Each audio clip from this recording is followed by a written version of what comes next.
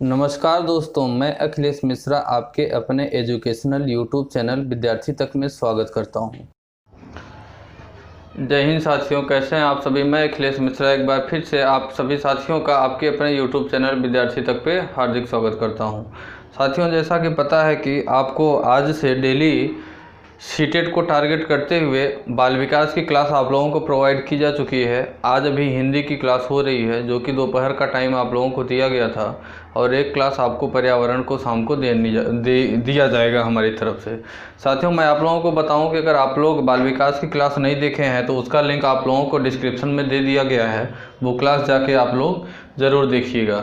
और सीटेट की तैयारी में जिसका एग्ज़ाम 31 जनवरी 2021 को निर्धारित किया गया है, तो ये मेरा एक सिलेक्शन बैच के नाम से एक बैच स्टार्ट किया गया है।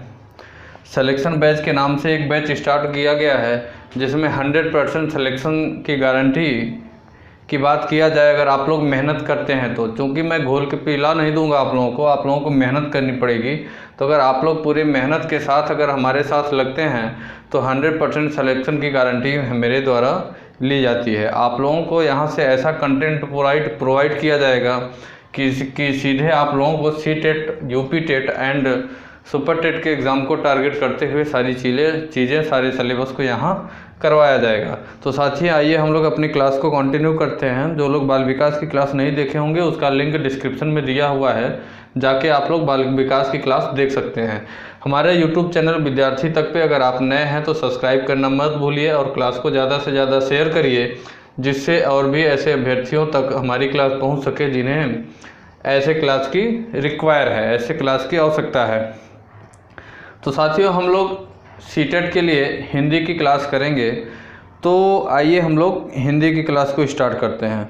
साथियों, सबसे पहले मैं बताऊं आपको कि हिंदी भाषा का विकास कैसे हुआ, हिंदी आई कैसे प्रचलन में, हिंदी प्रचलन में कैसे आई, कहाँ से आई, किस प्रकार से आई, और उसका एक एक कड़ी, मतलब कुल मिला के हम लोग यहाँ देखेंगे हिंदी भाषा का विकास कैसे हुआ। हिंदी भाषा का विकास, हिंदी भाषा का विकास, हिंदी भाषा का विकास देखेंगे हम लोग यहाँ साथियों। ये आपका batch UP TET, CTET and STET के लिए होगा। हिंदी भाषा के विकास की अगर बात करें साथियों, तो सबसे पहले हम आपको बताएं कि हिंदी, हमारी जो हिंदी भाषा है वो हिंदी की उत्पत्ति संस्कृत भाषा से हुई है। जो हिंदी आज हम लोग बोलते हैं, लिखते हैं, हिंदी की उत्पत्ति संस्कृत भाषा से हुई है। और साथियों, अगर बात करें तो भाषा के लिए हिंदी शब्द का सर्वप्रथम प्रयोग सरफुद्दीन के जफरनामा में मिलता है।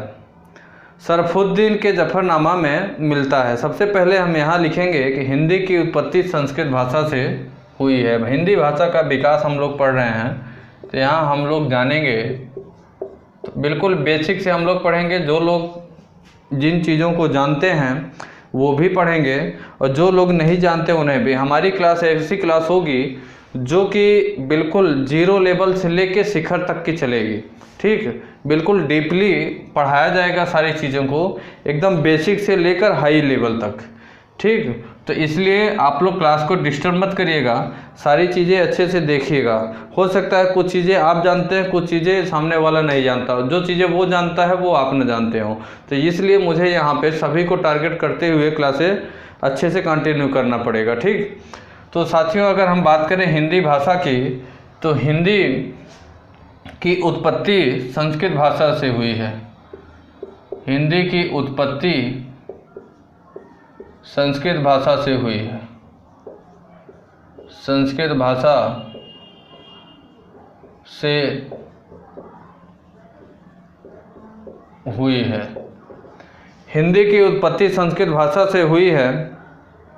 और अगली बात मैंने आपसे बताया कि हिंदी का सर्वप्रथम प्रयोग,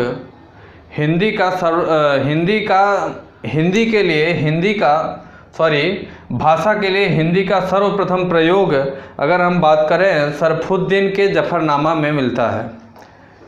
भाषा के लिए हिंदी का सर्वप्रथम प्रयोग, भाषा के लिए हिंदी का, भाषा के लिए हिंदी का सर्वप्रथम प्रयोग, सर्वप्रथम। साथियों, अगर भाषा के लिए हिंदी का सर्वप्रथम प्रयोग की बात करें तो शरफुद्दीन के, किसके? शरफुद्दीन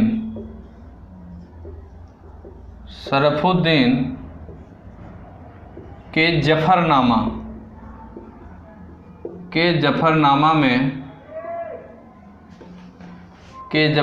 में मिलता है, जफरनामा में मिलता है।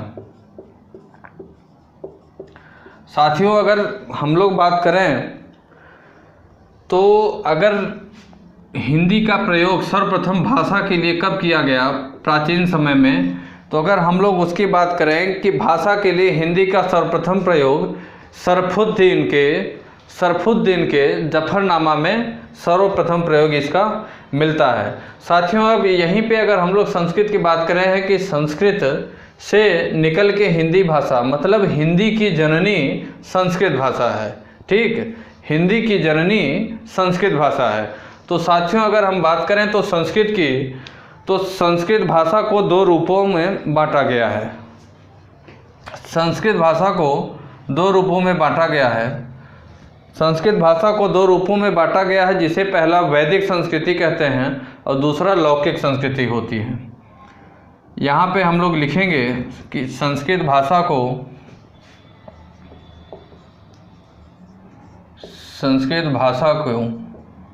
या संस्कृत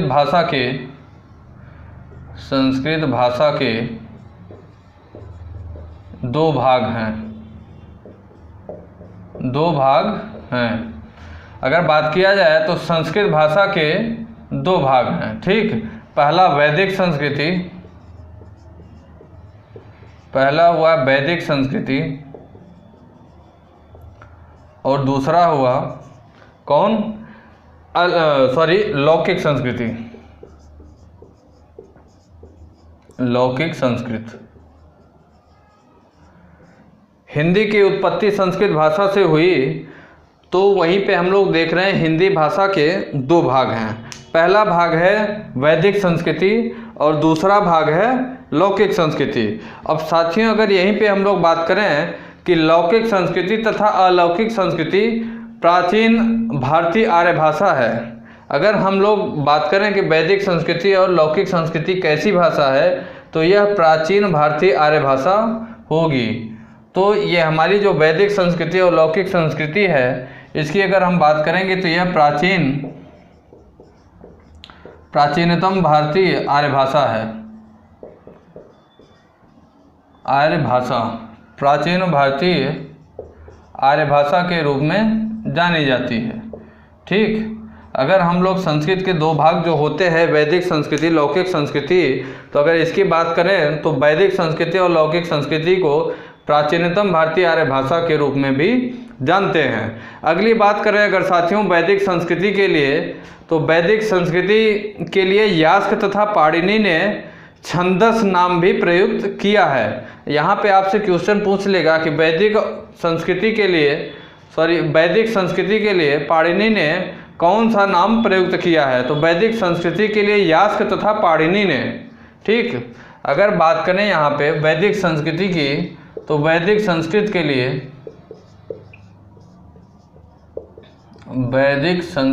लिए यास्क और पाणिनि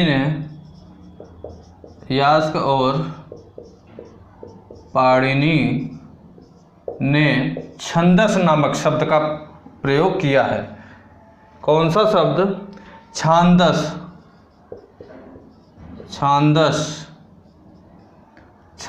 नामक शब्द का प्रयोग किया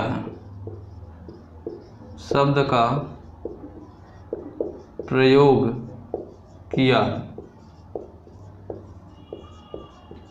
साथियों अगर बात करें वैदिक संस्कृति की, तो वैदिक संस्कृति के लिए यास्क और पाणिनि ने छांदस नामक शब्द का प्रयोग किया है।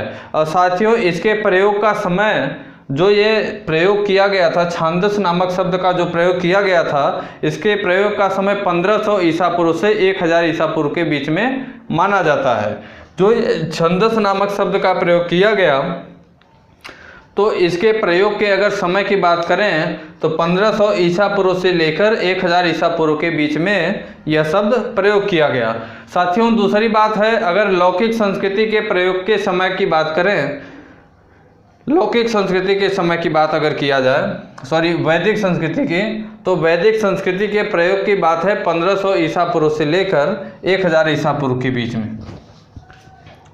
यहाँ लिखते हैं वैदिक संस्कृति के प्रयोग, वैदिक संस्कृति का प्रयोग, वैदिक संस्कृत का प्रयोग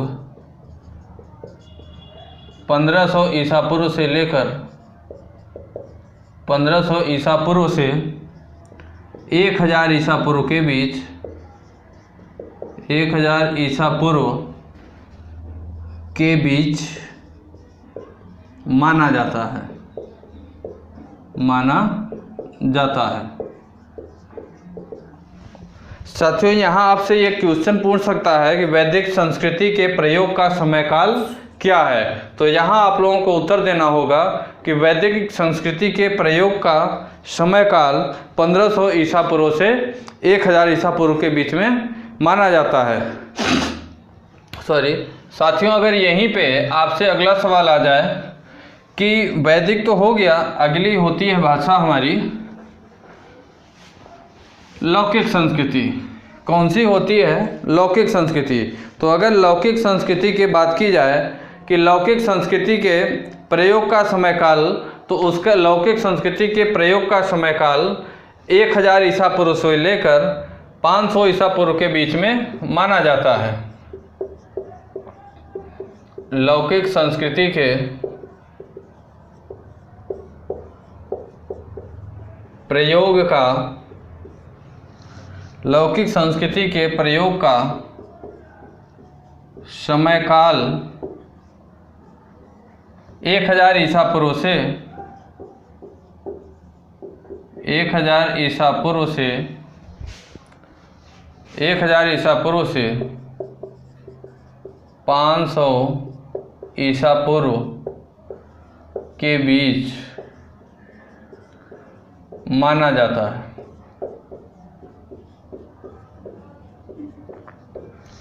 लौकिक संस्कृति के प्रयोग का समय काल की बात करें तो वह 1000 ईसा पूर्व से लेकर 500 ईसा पूर्व के बीच में माना जाता है।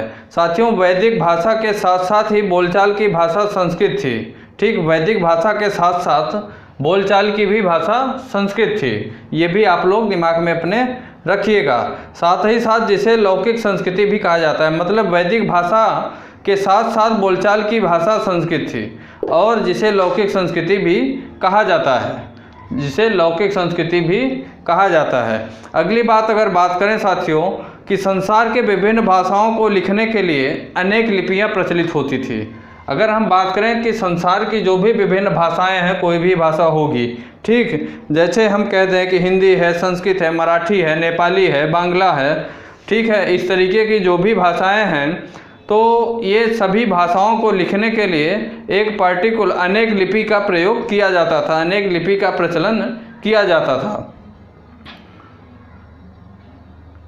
जिन्हें हम देवनागरी लिपि में लिखे जाते थे। मतलब जो ये भाषाएं लिखी जाती थी उन्हें एक पर्टिकुलर लिपि का प्रयोग किया जाता था इन भाषाओं को लिखने के लिए, जिन्हें देवनागरी लिपि कहते हैं। मतलब हम यहाँ पे ऐसे लिखेंगे कि मतलब भाषाओं को लिखने के लिए, लिखने में अनेक लिपि प्रचलित होती थी। यहाँ हम इसे हटा लेते हैं। यहाँ हम लोग हिंदी भाषा का विकास किस प्रकार से हुआ उसे समझने की कोशिश करेंगे। हिंदी भाषा का विकास किस प्रकार से हुआ, तो साथियों हम आपको बताएं कि संसार की जितनी भी भाषाएं हैं, ठीक, संसार की जितनी भी भाषाएं हैं उन सभी भाषाओं को लिखने के लिए, संसार की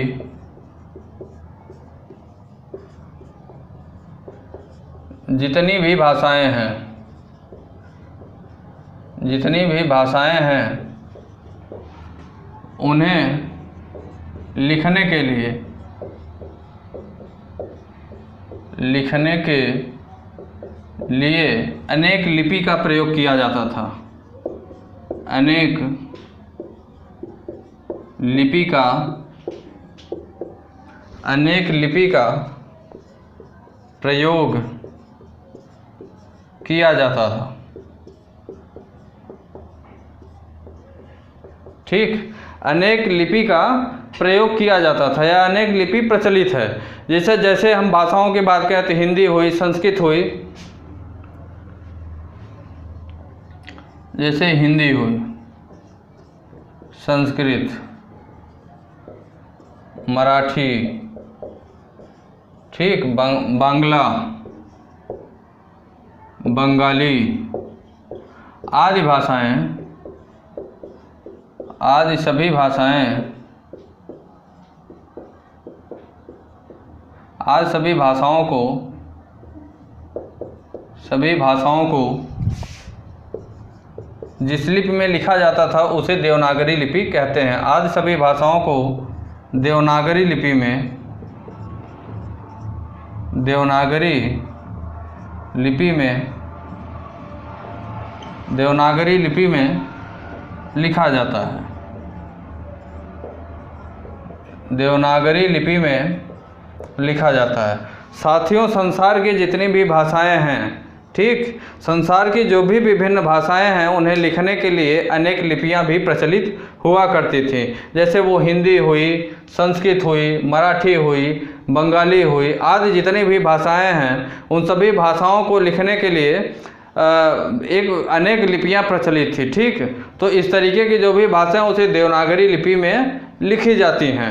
अब साथियों, अगर बात करें तो देवनागरी लिपि का विकास ब्राह्मणी लिपि से हुआ है। अब अगर हम बात करें यहाँ कि देवनागरी लिपि का विकास की बात करें तो देवनागरी लिपि का विकास ब्राह्मणी लिपि से हुआ है। ठीक, ब्राह्मणी लिपि का प्रयोग की अगर बात किया जाए तो सर्वप्रथम ब्राह्मणी लिपि का प्रयोग वैदिक आर्यों ने शुरू किया। देवनागरी लिपि का प्रयोग, देवनागरी लिपि का विकास की बात करें तो देवनागरी लिपि ब्राह्मणी का विकास, यहाँ आपसे पूछ सकता है कि देवनागरी लिपि का विकास कौन सी लिपि से हुआ, तो यहाँ आपको आंसर देना पड़ेगा ब्राह्मणी लिपि। तो यहाँ लिखेंगे हम लोग देवनागरी लिपि, देवनागरी लिपि का विकास, लिपि का विकास, देवनागरी लिपि का विकास ब्राह्मणी लिपि से हुआ है, ब्राह्मणी लिपि से हुआ है, ब्राह्मणी लिपि से हुआ है। देवनागरी लिपि का विकास ब्राह्मणी लिपि से हुआ है। अब अगर साथियों बात करें ब्राह्मणी लिपि का सर्वप्रथम प्रयोग, ब्राह्मणी लिपि का सर्वप्रथम प्रयोग वैदिक आर्यों ने शुरू किया। ब्राह्मणी लिपि का सर्वप्रथम प्रयोग, ब्राह्मणी लिपि का सर्वप्रथम प्रयोग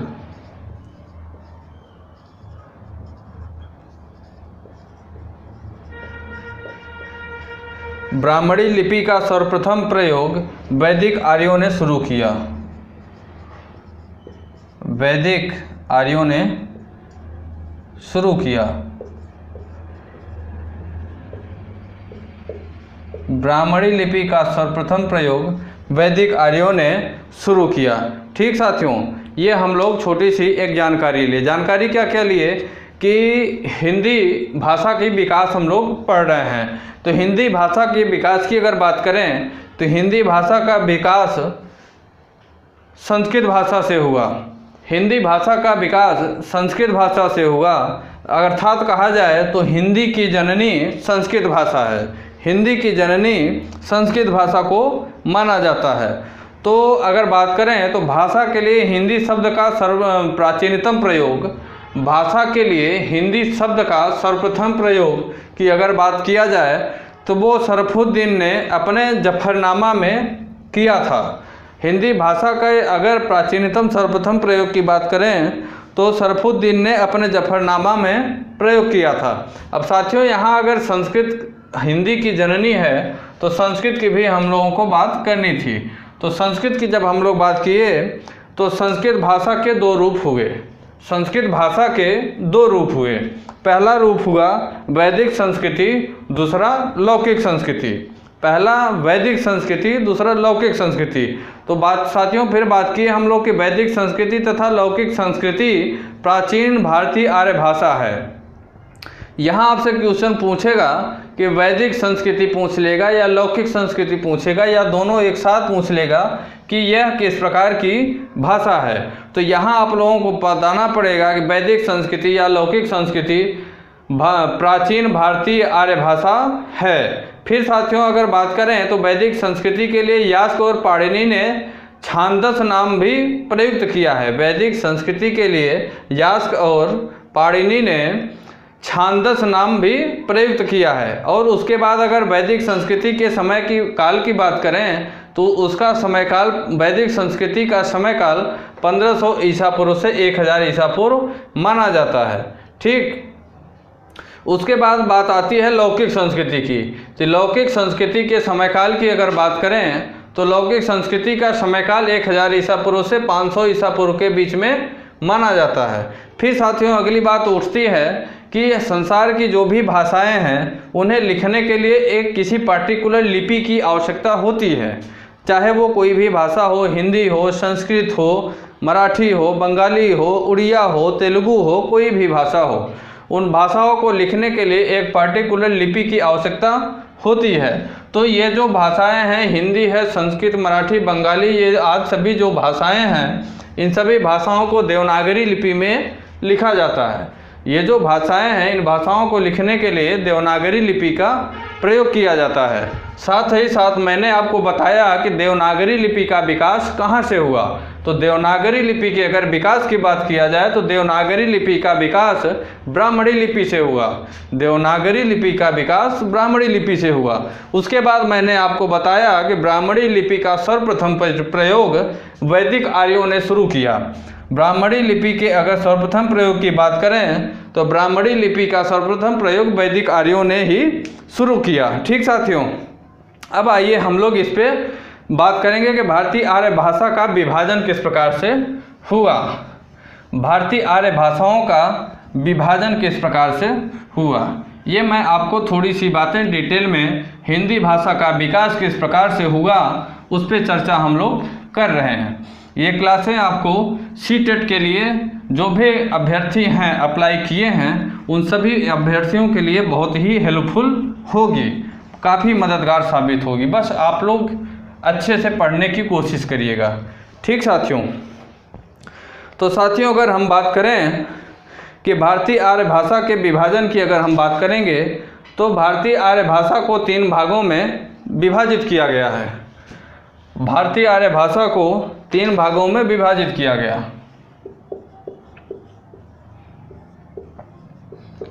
भारतीय आर्य भाषा को 3 भागों में विभाजित किया गया। विभाजित किया गया। ठीक, पहला यहाँ पे हम लोग लिखेंगे एक टेबल के माध्यम से हम लोग इसे समझेंगे। यहाँ हम लोग भाषा का नाम लिखेंगे, इस यहाँ पे प्रयोग काल लिखेंगे और उसके बाद एक उदाहरण के तौर पे समझेंगे। ठीक, तो हम लोग पहले लिखेंगे भाषा या भाषा का नाम। ठीक, उसके बाद प्रयोग काल, प्रयोग काल, उसके बाद यहाँ उदाहरण,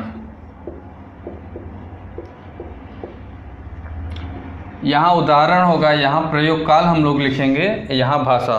तो साथियों सर्वप्रथम आती है प्राचीन भारतीय आर्य भाषा की बात हम लोग करेंगे। किसकी? प्राचीन भारतीय आर्य भाषा।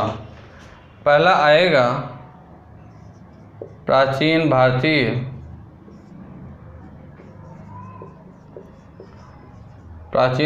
आर्य भाषा। साथियों, प्राचीन भारतीय आर्य भाषा के अगर समय काल की बात करें तो इसका समय काल 1500 ईसा पूर्व से 1000 ईसा पूर्व के बीच में माना जाता है। सॉरी, 1500 ईसा पूर्व से 500 ईसा पूर्व तक चलता है। प्राचीन भारतीय आर्य भाषा के विकास की बात करें या समयकाल की बात करें तो इसका समयकाल 1500 ईसा पूर्व से 500 ईसा पूर्व तक चलता है। ठीक साथियों, उसके बाद अगर हम इसके उदाहरण की बात करें तो इसके अंतर्गत वैदिक संस्कृति और लौकिक संस्कृति आती है। इसे हम लोग समझेंगे कैसे कि प्राचीन भारतीय आर्य भाषा कौन कौन सी है। इसे मैं आप लोगों को बताया था, तो वैदिक संस्कृति और लौकिक संस्कृति। वैदिक संस्कृत और लौकिक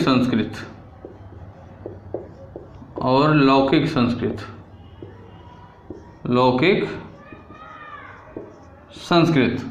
ठीक साथियों, दूसरी हम लोग बात करेंगे मध्यकालीन भारतीय आर्य भाषा की। दूसरी बात करेंगे हम लोग मध्यकालीन भारतीय आर्य भाषा।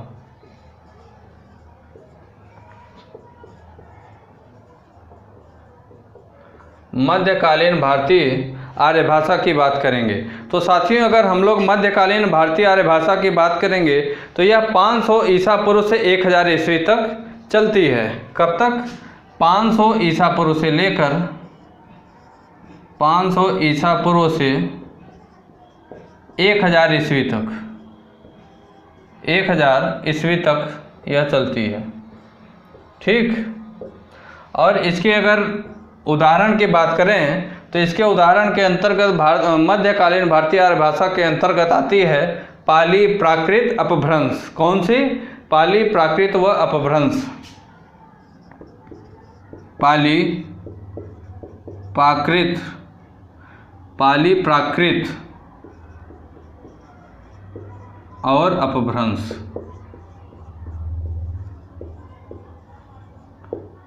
अपभ्रंश ठीक, कौन सी? पाली प्राकृत और अपभ्रंश। तीसरी हम लोग बात करेंगे कि आधुनिक भारतीय आर्य भाषा। ठीक, आधुनिक भारतीय आर्य भाषा। आधुनिक भारतीय आर्य भाषा। आधुनिक भारतीय आर्य भाषा। ठीक, अगर हम लोग आधुनिक भारतीय आर्य भाषा के बारे में बात करें तो यह 1000 ईस्वी से अब तक चली आ रही है। 1000 ईस्वी से अब तक 1000 ईस्वी से अब तक यह भाषा चली हुई आ रही है। और अगर इसके उदाहरण की बात करें तो इसके उदाहरण में हम लोग लिखेंगे हिंदी और हिंदीतर भाषाएं, मतलब हिंदी और हिंदी से जो संबंधित भाषाएं होंगी। हिंदी और हिंदीतर भाषाएं। हिंदी और हिंदीतर भाषाएं। अब अगर इसके बारे में बात करेंगे, भाषाएं भी लिख दें, नहीं आप लोग डाउट में रहेंगे। हिंदी और हिंदीतर भाषाओं के अंतर्गत अगर हम लोग लिखें तो ये होगा बांग्ला, उड़िया, मराठी। बांग्ला, उड़िया, मराठी। बांग्ला, उड़िया, मराठी, सिंधी, पंजाबी, बहुत सी भाषाएं हैं। सिंधी, पंजाबी, असमिया भी आती है इसी के अंतर्गत। असमिया, ये सारी भाषाएं हिंदीतर अर्थात हिंदी से संबंधित भाषाएं आती हैं। साथियों, हम लोग पढ़े कि भारतीय आर्य भाषा की अगर हम लोग बात करेंगे, हिंदी की भाषा का विकास किस प्रकार से किया जाए, तो यहाँ हम लोग देखिए आ गए ना यहाँ तक ठीक, हिंदी भाषा का विकास किस प्रकार से हुआ, यही चीज़ हम लोग समझने की कोशिश कर रहे हैं। तो साथियों हम लोग इसे हिंदी भाषा के विकास के क्रम में अगर बात करेंगे तो जब ब्राह्मणी लिपि देवनागरी लिपि तक हम लोग आए तो उसके बाद भारतीय आर्य भाषा आई। तो भारतीय आर्य भाषा को हम लोग 3 भागों में विभाजित किए। भारतीय आर्य भाषा को जब हम लोग 3 भागों में विभाजित किए तो उसे हम लोग एक टेबल के माध्यम से यहाँ देखने की कोशिश किए। एक टेबल के माध्यम से हम लोग इसे देखने की कोशिश करें और देखने की समझने की कोशिश करें। तो साथियों हम लोग यहाँ पे भाषा का नाम लिखे और उसके बाद इसके प्रयोग का काल कि इन भाषाओं का प्रयोग कब से कब के बीच में किया गया और इन भाषाओं के अंतर्गत कौन कौन सी भाषा आती है। तो यहाँ उदाहरण स्वरूप हम लोग उदाहरण उसके देखें। तो सबसे पहली हमारी जो भारतीय आर्य भाषा के अंतर्गत आई तो वो आई प्राचीन भारतीय आर्य भाषा। प्राचीन भारतीय आर्य भाषा की बात सर्वप्रथम किया गया जिसका समयकाल रहा 1500 ईसा पूर्व से 500 ईसा पूर्व तक। 1500 ईसा पूर्व से लेकर 500 ईसा पूर्व के बीच में हमारी प्राचीन भारतीय आर्य भाषा का प्रयोग किया गया। प्राचीन भारतीय आर्य भाषा के प्रयोग के अंतर्गत भाषा की अगर बात करें तो यह वैदिक संस्कृति और लौकिक संस्कृति को प्राचीन भारतीय आर्य भाषा के अंतर्गत रखा गया। उसके बाद हम लोग साथियों बात करें मध्यकालीन भारतीय आर्य भाषा की। मध्यकालीन भारतीय आर्य भाषा की जब बात करें तो उसके समय काल की अगर बात करेंगे हम लोग तो वह चला 500 ईसा पूर्व से लेकर 1000 ईस्वी तक। 500 ईसा पूर्व से लेकर 1000 ईस्वी तक चला। और इसके अगर उदाहरण की बात करें तो इसके अंतर्गत भाषा पाली, प्राकृत और अपभ्रंश आई। पाली, प्राकृत और अपभ्रंश भाषा इसके उदाहरण स्वरूप हम लोग यहाँ नोटिस किए। उसके बाद अगर बात करें हम लोग तो तीसरे नंबर पे हमारी जो आधुनिक भाषा जो इस समय बोली जा रही है कि कई राज्यों में आप लोग सुनते होंगे कि अलग अलग भाषाओं का भी प्रयोग किया जाता है। साथ में हिंदी तो है ही है, हिंदी का ही एक दूसरा रूप भी तमाम मिलता है अलग अलग राज्यों में, राज्यों के हिसाब से। तो साथियों आधुनिक भारतीय आर्य भाषा की अगर हम लोग यहाँ बात करेंगे तो आधुनिक आर्य भाषा के अंतर्गत अगर समयकाल देखेंगे तो इसका समयकाल 1000 ईस्वी से अब तक चलता हुआ चला आ रहा है। 1000 ईस्वी से अब तक हमारी आधुनिक भारतीय आर्य भाषा को लोग बोलते हुए, हम आप बोलते हुए चले आ रहे हैं। जिसके अगर उदाहरण की बात करेंगे तो उसका उदाहरण हिंदी और हिंदीतर भाषाएं आएंगी। हिंदीतर भाषाओं का मतलब होगा कि अन्य हिंदी से इतर और भी जो भाषाएं हैं जैसे बांग्ला हुआ, उदाहरण स्वरूप और भी मैंने आपको एक्सप्लेन किया, बांग्ला हुआ, उड़िया हुआ, मराठी हुआ, सिंधी हुआ, पंजाबी हुआ, असमिया हुआ, तेलुगु हुई, इस तरीके की जो भी हमारी भाषाएं हैं। ठीक साथियों, उसके बाद अगर हम लोग इसको देखें तो इन भाषाओं को भी हम लोग कई भागों में बांट के पढ़ेंगे, इसके कालक्रम को हम लोग समझेंगे। तो साथियों हम लोग अब यहाँ देखेंगे कि प्राचीन भारतीय आर्य भाषा का प्रयोग का कालक्रम क्या रहा। साथियों क्लास कैसी लगी, क्लास आप लोग कमेंट करके हर हाल में बताइएगा कि क्लास आपको समझ में आ रही है कि नहीं। आपके सिलेबस को टच करते हुए बिल्कुल डीपली यहाँ पे आपको क्लास दी जा रही है कि नहीं। आपका जो UP TET, CTET and super TET का जो भी सिलेबस है उस सिलेबस को यहाँ टारगेट करते हुए आपको क्लासें दी जा रही हैं या नहीं। क्लास आपको कैसी लगी या कैसी लग रही है इस चीज़ को आप लोग ज़रूर बताइएगा, जिससे हमें भी कुछ ऊर्जा आपके सिर्फ कमेंट से हमें मिल सके। तो साथियों अगर अगली हम बात करेंगे तो प्राचीन भारतीय आर्य भाषा की बात करेंगे। किसकी? प्राचीन भारतीय आर्य भाषा। प्राचीन भारतीय आर्य भाषा जिसका कालक्रम क्या था 1500 ईसा पूर्व से लेकर 500 ईसा पूर्व। लिख देता हूँ, वो भी आपका रिवीजन हो जाएगा। 1500 ईसा पूर्व से लेकर 500 ईसा पूर्व तक, 500 ईसा पूर्व तक।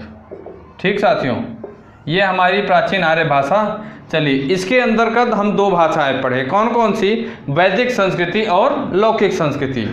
तो इन भाषाओं का भी कालक्रम क्या रहा, इनका भी कालक्रम कुछ रहा होगा, तो हम लोग उसे भी तोड़ के पढ़ लेते हैं। इसके अंतर्गत हम लोग 2 भाषाएं पढ़े, एक वैदिक संस्कृति और लौकिक संस्कृति।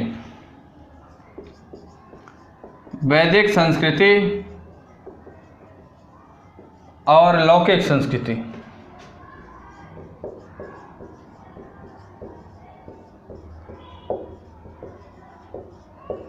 तो साथियों पहले हम लोग पढ़ेंगे वैदिक संस्कृति के कालक्रम को, छोटा सा है वैदिक संस्कृति। तो साथियों अगर हम लोग वैदिक संस्कृति के कालक्रम की बात करेंगे तो वैदिक संस्कृति का कालक्रम 1500 ईसा पूर्व से 1000 ईसा पूर्व के बीच में चला। वैदिक संस्कृति का कालक्रम 1500 ईसा पूर्व से 1000 ईसा पूर्व के बीच, 1000 ईसा पूर्व तक, ठीक। और अगर दूसरी हम लोग लौकिक संस्कृति की बात करें तो लौकिक संस्कृति को 1000 ईस्वी से 500 ईसा पूर्व के 1000 ईसा पूर्व से लेकर 500 ईसा पूर्व के बीच में प्रयोग में लाया गया। लौकिक संस्कृति, लौकिक संस्कृति की अगर हम लोग बात करें तो लौकिक संस्कृति को 1000 ईसा पूर्व से 1000 ईसा पूर्व से 500 ईसा पूर्व तक, 500 ईसा पूर्व तक लौकिक संस्कृति को हम लोग 1000 ईसा पूर्व से लेकर 500 ईसा पूर्व तक पढ़े। अगर सब साथियों बात करें वैदिक संस्कृति की तो वैदिक संस्कृति को 1500 ईसा पूर्व से लेकर 1000 ईसा पूर्व के बीच में प्रयोग में लाया गया, जिसे यास्क और पाणिनि ने छांदस नामक शब्द से भी बोला था। किसे? छांदस नामक, छांदस नामक शब्द से यास्क और पाणिनि ने बोला था। कौन? यास्क और पाणिनि, यास्क और पाणिनि ने बोला था। और अगर साथियों हम लोग लौकिक संस्कृति की बात करें तो लौकिक संस्कृति 1000 ईसा पूर्व से 500 ईसा पूर्व के बीच में बोली जाती थी, जो संस्कृत भाषा थी जिसे पाणिनि ने प्रयोग किया था। यह संस्कृत भाषा थी, संस्कृत भाषा जिसे पाणिनि ने प्रयोग किया था। ठीक साथियों, ये हम लोग प्राचीन भारतीय आर्य भाषा को और भी तोड़कर पढ़े। प्राचीन भारतीय आर्य भाषा का कालक्रम की बात करें तो 1500 ईसा पूर्व से लेकर 500 ईसा पूर्व के बीच में चला।